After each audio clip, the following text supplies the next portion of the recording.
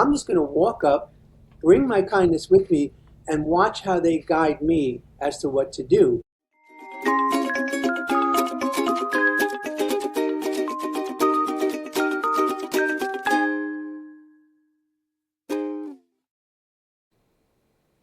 Welcome to the Kindness Podcast. I'm Nicole Phillips. Mickey Z has done what many of us never do. In the middle of the busyness of life, he stops.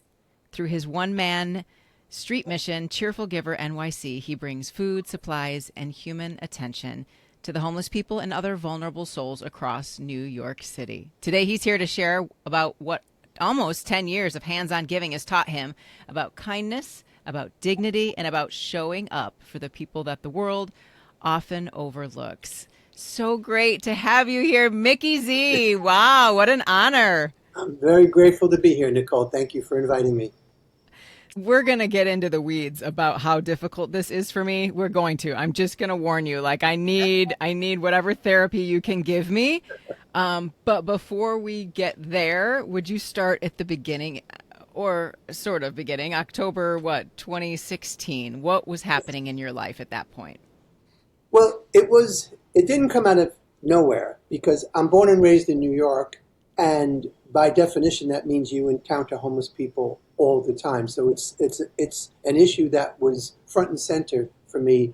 But I was blessed to be born to the kindest parents you could ever imagine. So I had great role models, and I went to 12 years of Catholic school, even though I ditched it for a while and eventually came back full blast later on.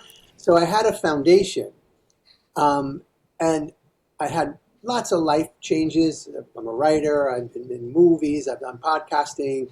But I had a foundation of wanting to help humans, help animals. And when I look back now with the benefit of hindsight, it does feel like a calling because there's so many issues that you could be involved in. But this issue always called out to me. I wrote for and volunteered for a newspaper in New York City in the 90s called Street News, which was produced and written and sold by homeless people. By the time 2016 rolled around, I initially began to notice that homeless women were so much more invisible than homeless men. When you're walking around homeless men, I think maybe you could say, you can say societal-wise, men can be a little more forward and louder. So if a homeless man wanted you to give him $1, he might walk right up to you and say, "Can I have $1?" A woman in a society where women are often shunted off to the side, especially in such a vulnerable position, tends to sit somewhere, put up a sign, and wait for people to come to her. And so I said, initially I started to focus on homeless women. And it was very satisfying. And my goodness, I learned so much because I went out there without knowing how to approach strangers, how to approach vulnerable strangers, what they wanted, how they wanted it. And so the women were my ultimate teachers because I earned their trust and they would guide me as to what I was giving them, what they needed, what suggestions. And that lasted pretty steadily till the lockdowns. And because of the lockdowns, Manhattan, where I did the bulk, in case listeners aren't 100% sure, New York City is 5 boroughs. I'm born and raised in Queens in a neighborhood right outside of Manhattan, just over the bridge. Manhattan is to us the city, and most tourists, it's the city, the island of Manhattan. That's where the bulk of homeless people are. When there were no more tourists or office workers for quite some time, the homeless people fanned out to the boroughs, the residential areas, to try and survive by panhandling. When they wound up in large numbers in my neighborhood is when it felt, again, I felt sort of called that it's time to expand and help anyone who asks. And that involved men, women, in some cases, people who were homeless, went through the system, got housing, but still didn't really have an income, so they still had to panhandle. And so it became just I say vulnerable souls when I talk about it. It's basically if a person has a sign or asks me for help, then I'm interested in helping them. So it was amazing to suddenly be helping people right in the neighborhood where I grew up. It's trickier in Manhattan now. It's when I go back to the spots I used to help people, I don't find them as much. But I have plenty of people within, say, a 2 or 3 mile walking radius, because I don't have a car, to keep me busy 7 days a week. And so here I am 10 years later, and it's evolved in so many ways, and I look forward to it evolving in other ways, but it's turned into an absolute mission. I used to call it a project, and I think at some point I just accepted the word mission, and it feels like a calling, and that's the shortest version that I can give you. Yeah, yeah. Well, and it's lovely, but I'm still stuck on the okay, like gosh, Mickey, I used to have no problem stopping and visiting with someone. I remember being in Chicago and there was a homeless woman and she was reading a book. And I just stopped and I'm like, oh, like, where are you in the book? Because I have read this book and it's so good. And it was like this great conversation happened and there was no money exchange. There was nothing exchanged other than this brief conversation where two people just saw each other, right? But somewhere along the way, I became less brave. And I don't even know how to begin stopping to say hello to someone. I don't even understand, like, when I live in Raleigh now, and there are many homeless people in downtown Raleigh. And I don't even understand how now to stop and say hello or what an exchange looks like or what I could give, you know, especially now that people really don't carry cash the way that they used to. Where does a person begin? Well, I mean, I don't want to make any assumptions about where you're at in your mindset, but I would be curious, like, when you do interrogate yourself, do you have an idea as to what was a turning point where you went from a comfort zone of discussing a book with a homeless woman to now not even seeing an entry point? And maybe I can respond after that.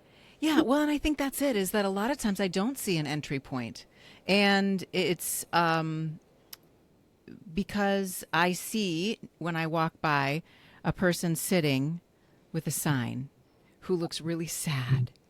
And it's almost as if I have a difficulty entering that point of sadness because I don't want to make things worse for them. I don't want to insult. I don't want to make somebody more uncomfortable because I think what it was is, like, I always assumed that everyone just wanted to talk to me everywhere, right? Like, homeless or not, like, let's just all be friends. And then I met people who were like, yeah, like, they would say, well, oh gosh, I don't like to hug, or I don't like to talk to strangers, or I don't want to be social. And I was like, oh, I'm assuming people want to show up in the world the way that I want to show up in the world. And many times they don't. Maybe they want to be left alone.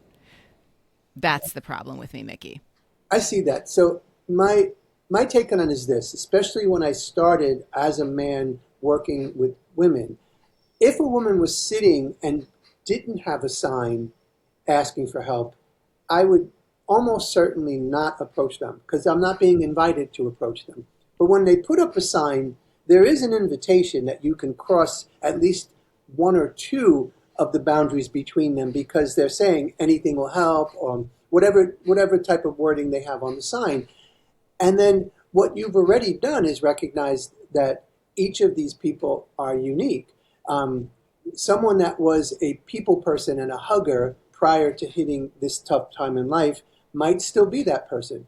But quite often what gets them in this situation is some traumatic event, often out of their control. In the case of women, it's domestic violence. It's out of their control. And so they're very guarded, and understandably so. And so what I promised myself was that I don't need any person I help to be vociferous in their gratitude. In fact, I don't even need their gratitude. There are some people who don't make eye contact and barely speak, but they have a sign up, they need help, and they're on my regular list, and I'll go see them, and so be it. I find that with repeated visits, the trust starts to build, and they'll initiate the conversations. If they don't, I don't take it personally. If they do, I'm more than happy to talk, and I look at them no different than if I was going to in a classroom and there's 50 people in there. Some of them might not want me to sit too close to them. They want a little space. Other people be like, here, this seat is empty. And we're all the same. The only difference between a certain population and the homeless people is some people have a home to go to and the other people don't. Everyone has gone through trauma. Everyone has suffered. Everyone has fears. The person walking past a homeless person could be in the middle in their head of trying to figure out how they're going to deal with a crisis in their life. The homeless person has that, plus the basics have been taken away from them. What are they going to eat? Where are they going to sleep? How are they going to find a bathroom? Will they be safe? Will they be chased away by the police or even arrested? So they have concerns that don't hit every single person. So what I like to say to people, what I've learned from being in this work, is to the best of your ability, put the assumptions away. If they seem unfriendly, they still could be friendly. If they seem laughing and having fun, I've run into, I like to have a donation for every time someone says, oh, they just want to be homeless. They're lazy. And I'm like, so they can't be smiling? Like, would you be more willing to give them something if they were sitting there just looking just morbidly despondent? No, like, they have no obligation to perform for us the same way no one else in our life does. So once we begin to get away, stop separating who they are from the people that we interact with every day, we can accept that their uniqueness, the fact that everyone can have a bad day. They could brush you off and you could think, that's it, I'm never helping a homeless person again. Meanwhile, that you wouldn't do that if it was your sibling. Like, you'd say, that's it, I'm never talking to her again because she brushed me off. So the grace and the patience that we would have with any human should be bestowed upon someone who is in this most vulnerable of positions. And then someone as kind as you would be like, all right, this has nothing to do with my confusion. I'm just going to walk up, bring my kindness with me, and watch how they guide me as to what to do. And bottom line, don't get too high when they call you the greatest person ever. It's so sweet. Or don't get too low when they tell you to buzz off, because I think that advice would hold for any interaction with people, right? We can't live on people's approval or disapproval, although in a social media culture, my goodness, we thrive on that. But give them the same grace that you would give to any other, and dignity that you would give to any other human, and watch how they feel that, and understand they, like anyone else, they could have mental or physical illnesses, they could have addictions, just like the person serving you coffee in the coffee shop does. And the people with jobs, etc., might be in a better position to hide it. And you may be like, oh, this sweetest person gives me my coffee every day. Meanwhile, they're going through a nightmarish crisis. A homeless person doesn't have that luxury. Maybe they didn't even sleep the night before because there was crazy stuff going on the street, and they have a knife under their pillow in case so the next day they're not even capable of performing an upbeat personality, because it's just beyond them at this point. So just bestow grace and dignity and curiosity, and leave your assumptions way over there, and just walk up and see how it feels, and recognizing that some connections aren't meant to be. There might be some homeless people that there's no vibe between you, and you could just drop some money in there or whatever it is that you're comfortable giving, and I'll talk about a book with the next person that I see, because unfortunately there's a lot of homeless people, so we have a lot of opportunities. So I don't know if that kind of answered your question, but that's part of what I've learned. You just gave like the most beautiful sermon ever, Mickey. You just did. I mean, I'm like, oh gosh, like, leave the assumptions aside. But the other thing that you named was that pain and joy exist simultaneously. Like, two things can be true. Just because a person is homeless doesn't mean that they don't get to smile and laugh and whatever, right? And they don't have to perform for anyone, right? So, but we can't assume that there's misery. We can't assume any of it. That's what I just heard you say. Just stop assuming any of it. Yeah, and like any two people interacting, like, I just met you. You're not going to show me all of you. And if we continued chatting every day, maybe years from now, I'd feel like I really know her. So a homeless person, the more you meet them, you'll get to know them, but they have every right to keep their own privacy to themselves. And there'll be things about them, particularly the women, the stories that women have shared with me, trusting that I'll never share them. Uh, there is no adjective strong enough to describe what these stories are like, but I could tell it was a great release. And one of the things that I find that is really valued is that you're a listener, but at the same time, you're not making those assumptions. Here in New York City this past week, the basketball team, the Knicks, won the title, and everyone's talking about it. And a couple of the homeless men I work with, I got them Knicks shirts. And so Cool. they're wearing Knicks shirts, and someone else might be like, look at these guys, like why don't they try to get a job instead? Well, first of all, I gave them, but you could look for a job and root for your favorite team at the same time. It's not mutually exclusive. Why do we impose standards on the most vulnerable people when we don't impose those same standards elsewhere? And we're all so flawed and broken, and we willing to give grace depending on the dynamics of our personality. If someone in a work position isn't going to critique their boss, even if they're behaving far worse than the homeless person. So it's just a matter of perhaps seeing the homeless person like you're looking into a mirror, because we don't have a fair economic situation, and they didn't ask to be there. They didn't ask to have any illnesses. They didn't ask for a financial disaster in their life. And for us to assume that we're immune to those situations is a danger. That's a real dangerous assumption, and it assigns some sense of superiority. I'd never be like that. But then when you get to know them, they all say, I used to think it would never be me.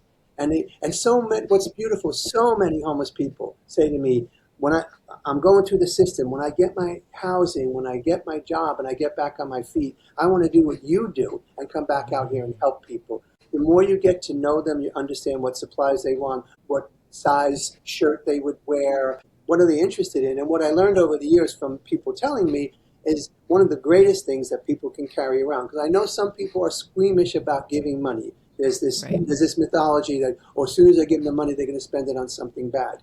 As if when your job pays you money, what would you say if your boss said, I want a full report of how you spent every penny?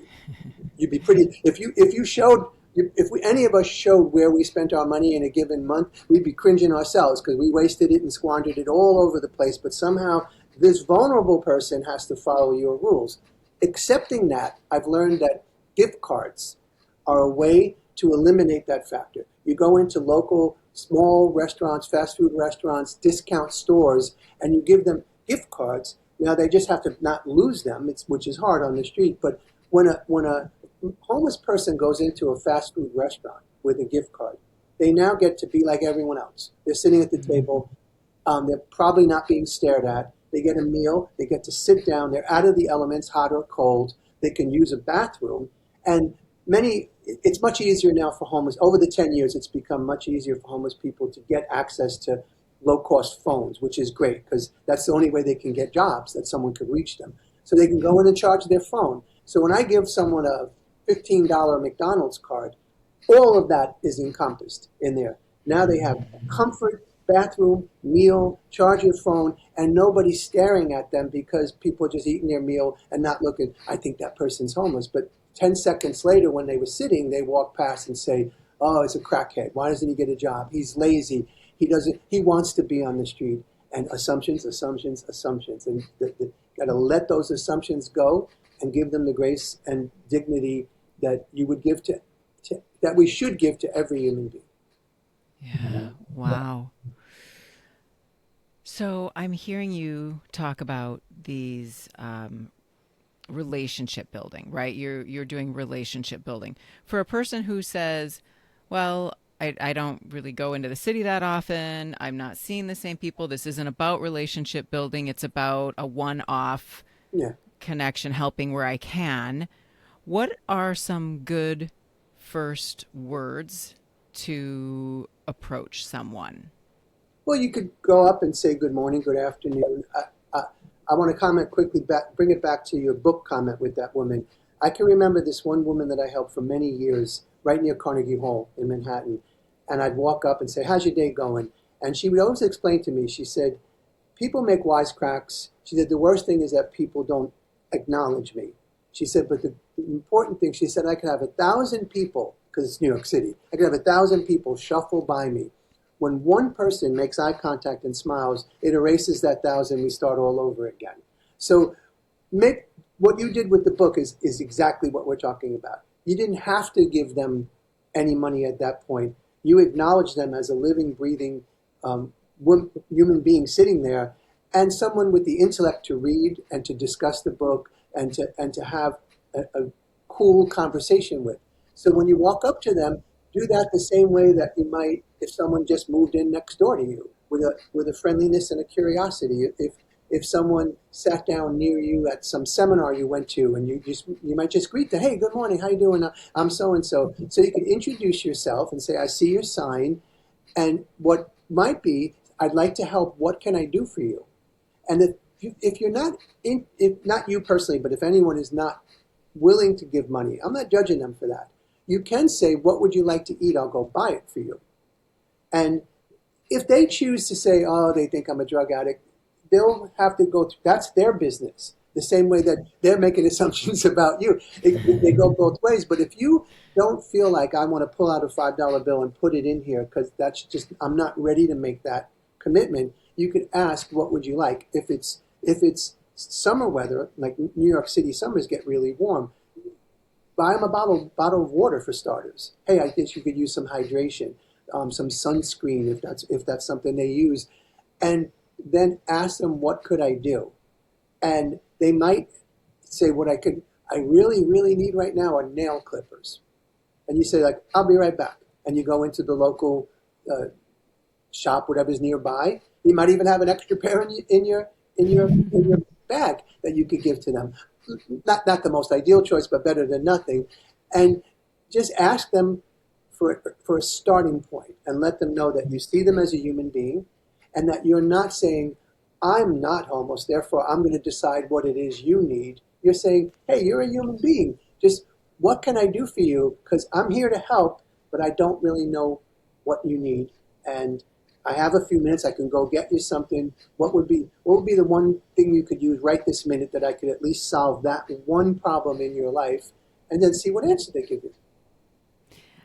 I had heard once about, I've heard about the golden rule, do unto others as you would have others do unto you. And then I had heard someone say, follow the platinum rule, which is not to do what you think you would want someone to do for you, but to actually ask and to do what they want done for them, right? And I love that.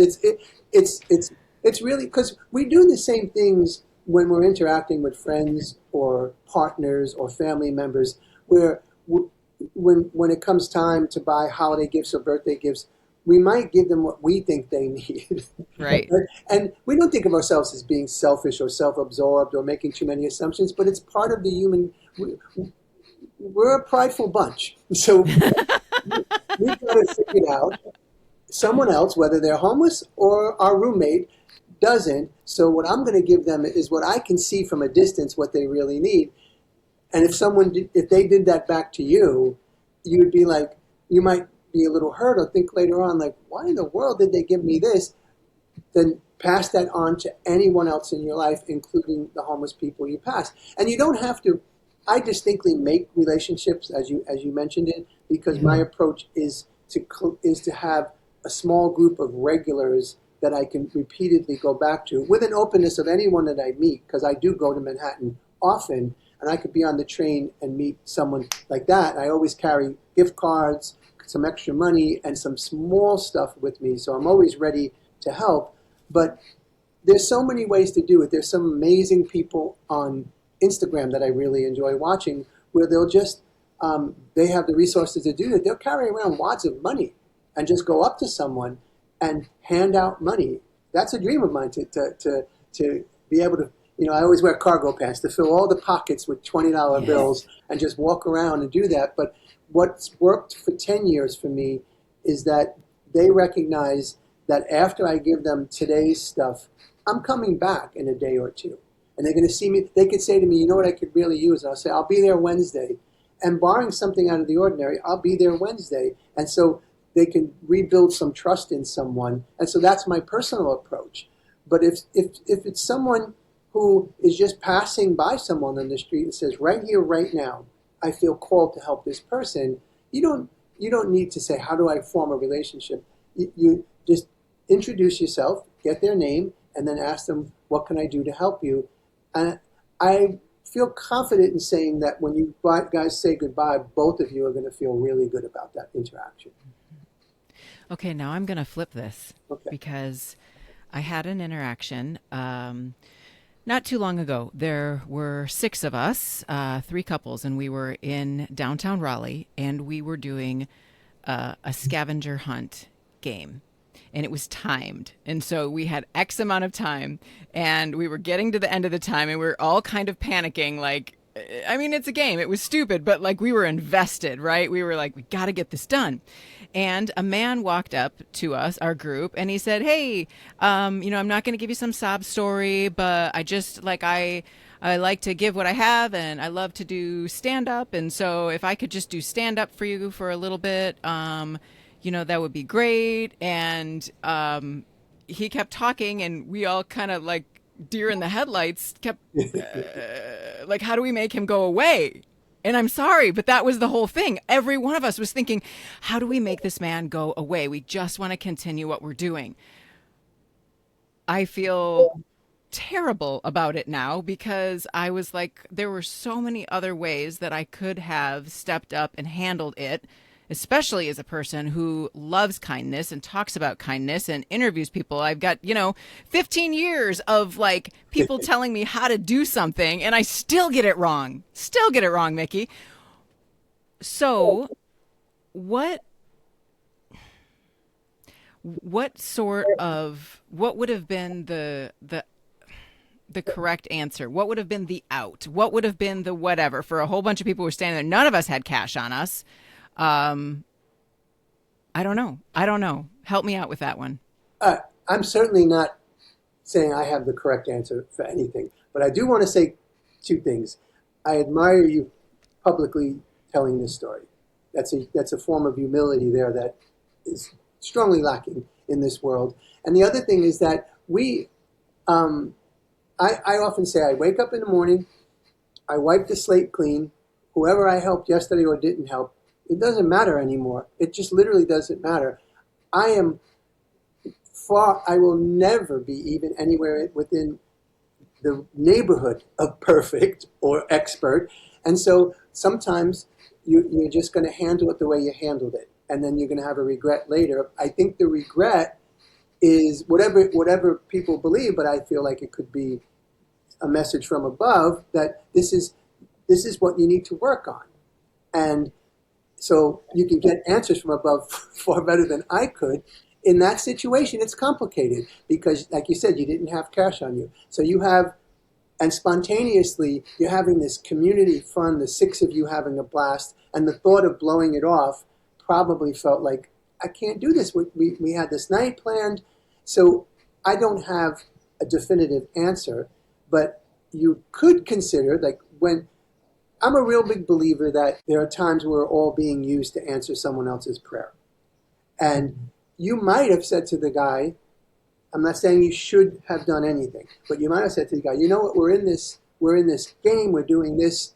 You could have invited him to join you, or you could have just said, you know what, you look at each other, we just won the scavenger hunt. We just found this guy. Let's listen to his stand-up. Let's laugh. Let's give him whatever we can give him. And we actually did the scavenger hunt. We won it. And we answered this man's prayer and in that moment. And would I have done the same thing? I don't know. No one knows until they're in the situation. But again, to handle it the way you did and then afterwards reflect and then admit it publicly is the best we all can do. Because if I sat here and told you every time that I felt regret with an interaction, I would eat this entire interview up and still only be this much in. I just surrender and say, like, I don't have much of anything figured out except that I'm going to keep trying to figure it out. Gosh, grace upon grace upon grace. Thank you for that. That is really cool. And also the nudge that maybe I'm being nudged, right? That Yeah.